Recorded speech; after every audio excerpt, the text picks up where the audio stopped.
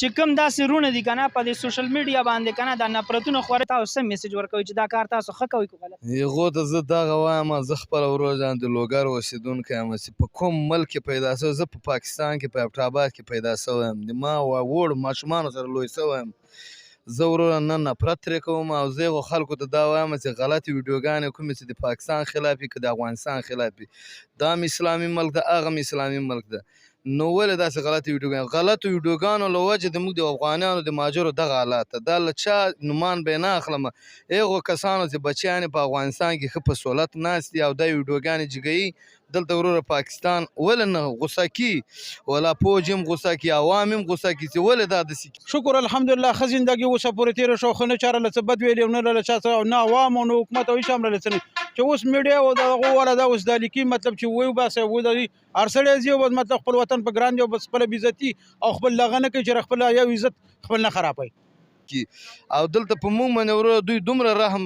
40 کاله د ما ورور جان په پاکستان کې پلار مې پاکستان کې واده کړی ټیم هم ښه پاس کړی دی الحمدلله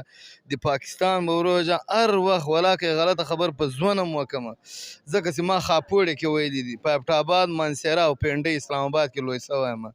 او زه له پاکستان له مشرانو شکردار یم د افغانستان له مشرانو شکردار یم په دې کار باندې چې د موږ ورور دغه کار لږ زر زر وشي ځکه چې زمی را روان د یخني ده ماشومان او ښځې ډېر سخت تکلیف سره مخامخ دي او موږ په خیر ولاړ شو خپل وطن ته ماشاءالله د میډیکل سہولت خو هم تاسو دلته کې موجود دی اوس دوايان ولا راغلي دي الحمدلله جوی د کوم د هغه والا چې دي کوم دوايانو سیستم صحیح برابر ده او کانه پینه چې کومه ده د موږ د افغانستان کوم عوام چې دلته اوسي هغو خپله قرباني ورکړله ورور هره ورځ موږ ته وریځې غوښه هر څه موږ ته میلاویږي ماشاءالله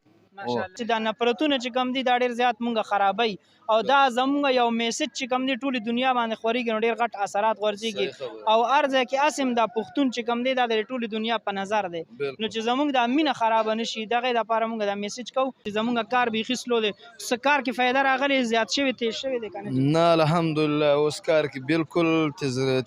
کار ډېر زیات شوی دی ځکه چې پرون یونیسیار والا کسان هم راغلي دي او کار ډېر په چټکه روان ده لکه مخکې ورځو کې کار دومره نه کېده ځکه د سترګو تصویران یې ایستل بېګا د طالبانو رئیس راغلی هغه وویل چې د سترګو کوم تصویر چې باسي هغه موږ ډیلیټ کړه اوس به کار ډېر تیز او ماشاءالله نن دومره کار تیز روان ده چې خلک ټول بس ننوځي او ډایرکټ کار کېږي روان دي شکر دی اوس دا د سوشل میډیا باندې داسې یو څو کسان دي چې څه د پاکستان نه څه د افغانستان نه دي ډېر زیات نفرتونه خوروي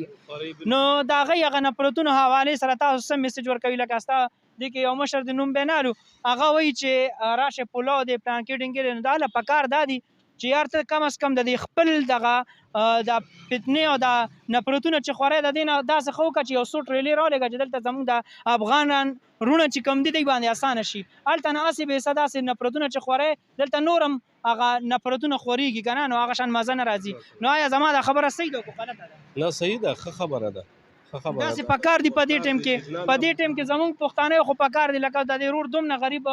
د ده د زړه هغه درد ما واورېدو که نه دومره په درد سره یې وایي الله دې دا ټول غرق او تباه کړي الله دې څوک هم نه تباه کوي او الله دې زموږ دا مینه در قیامته پورې لري زموږ د پښتنو چې کومه مینه ده د الله دا لري او شکر دی دلته خو چې زه صحیح کوم که نه د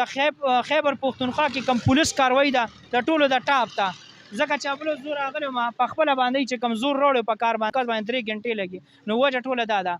نو باید دی د خود هغه ورسره کمپیوټرایز ورسره ډېر زیات دی باید خلک کار وکړي دلته خو د آتش شپې نو تو خدای چې دا ډېر ظلم دی په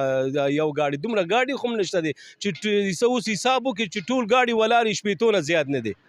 د شپېتو نه اویا نه زیات نه دي دومره دا خو د ورځې د شپږو اووه ګاډي کار کوي د شپږو ګاډي د څه شی کېږي باید د زیات ګاډي کار وشي د 15 15 پورې کار وشي باید نو دومره د کمپیوټرایز دلته دومره زیات دي وایي 50 پورې کمپیوټرایز دي خلک دي او هغه دي کارمندان دي نو دا خو نه کېږي چې په 15 کسان کار وشي نور ته ودرېږه بیا نوبت دی سبا ته دی نو ودرېږه سبا ته دی د سبا کله راځي دغه خو ماته ورځ دی چې ولاړ یو مشکلات چې د هغې حوالې سره د مشکلات دا چې خلک ټول ولاړ کتار سرکونو باندې کډې هم ولاړ د ماشومان هم ولاړ ټول د یونیسیار والا مطلب کار نه کوي او نه کار خلاصوي خلکو لس شپې شل شپې وشوي او هېڅوک هم دا کار نه کوي چې مطلب کار خلاص کړي او زر خلک په وخت سره ولېږي افغانستان نه الله دې خیر وکړي. تاسو دلته کې څومره وخت شو پاکستان کې؟ نو زمونږ تقریبا 14-15 کاله ویم بچو اوس مو وباسي بچي مې رانه نیسي او دغه کوي او وباسي او دغه ما خبره چې دا سپین ږیری من و نو نو څو خاوند یم او چې اوس ځم اوس یې مالا مطلب ماجر کارت یې رانه داخل کړي او بس بې میټریک مې دې وکړي چې بس ځم افغانستان له ان شاء الله وبشي ضرب وشي دا غږ به ان شاء الله پورته کیږي. څه وخت به وشي نو مطلب موږ دا خبره خلکو لس شپې او شل شپې او دغه خبره دا راغلي دی خلک عزت هم شو دا خبره دغه شو ماشومان هم مړه شو پکې ورڅه وشو څوک نه رادا کېږي او نه څوک دا کېږي. دلته مو